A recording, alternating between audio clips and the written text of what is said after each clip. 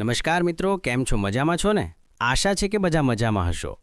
તો મિત્રો, આજે તમારી ફરમાઈશ પર અમે આવી પહોંચ્યા છીએ એક એવી ખાસ જગ્યાએ જ્યાં બને છે અદ્ભુત અને દેશી માટીની વસ્તુઓ, જે આપણા પૂર્વજોના સમયથી ચાલતી આવતી કારીગરી છે.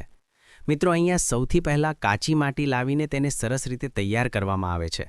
પછી આ મશીનમાં માટીને દબાવીને હાંડી, તપેલી અને અન્ય વાસણોને સુંદર આકાર આપવામાં આવે છે.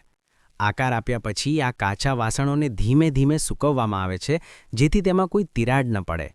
જ્યારે વાસણ ખોમમાંથી બહાર આવે છે ત્યારે તેને ખુલ્લા તડકામાં સૂકવવામાં આવે છે. સૂર્યની ગરમીમાં સૂકાયેલા વાસણ વધુ મજબૂત અને ટકાઉ બને છે.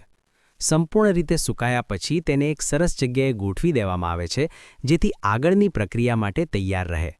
જ્યારે માલ વધારે તૈયાર થઈ જાય ત્યારે તેને ભઠ્ઠીમાં પકવવામાં આવે છે. અહીંયા બે પ્રકારની ભઠ્ઠી હોય છે, લાલ ભઠ્ઠી અને કાળી ભઠ્ઠી. લાલ ભઠ્ઠીમાં વાસણ લાલ રંગના બને છે અને કાળી ભઠ્ઠીમાં વાસણ કાળા રંગના બને છે. જો કાળી ભઠ્ઠી પકવવાની હોય તો ભઠ્ઠીને બરોબર સીલ કરવી બહુ જરૂરી છે, કારણ કે જો હવા અંદર ગઈ તો આખો માલ ખરાબ થઈ શકે છે.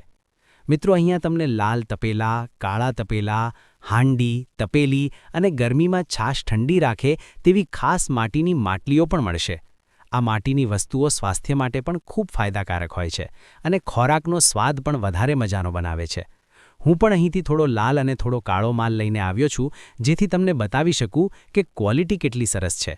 જો તમારે આ માલ હોલસેલ ભાવે લેવા હોય તો કમેન્ટમાં તમારો નંબર જરૂર લખજો. હું તમને જાતે કોન્ટેક્ટ કરીશ. તો મિત્રો, આજના વિડીયોમાં એટલું જ. આવી જ નવી અને રસપ્રદ માટીની કારીગરી જોવા માટે અમારી ચેનલને લાઇક, શેર અને સબસ્ક્રાઇબ કરવાનું ભૂલશો નહીં. કાલે ફરી નવા ધમાકેદાર વિડીયો સાથે મળીશું.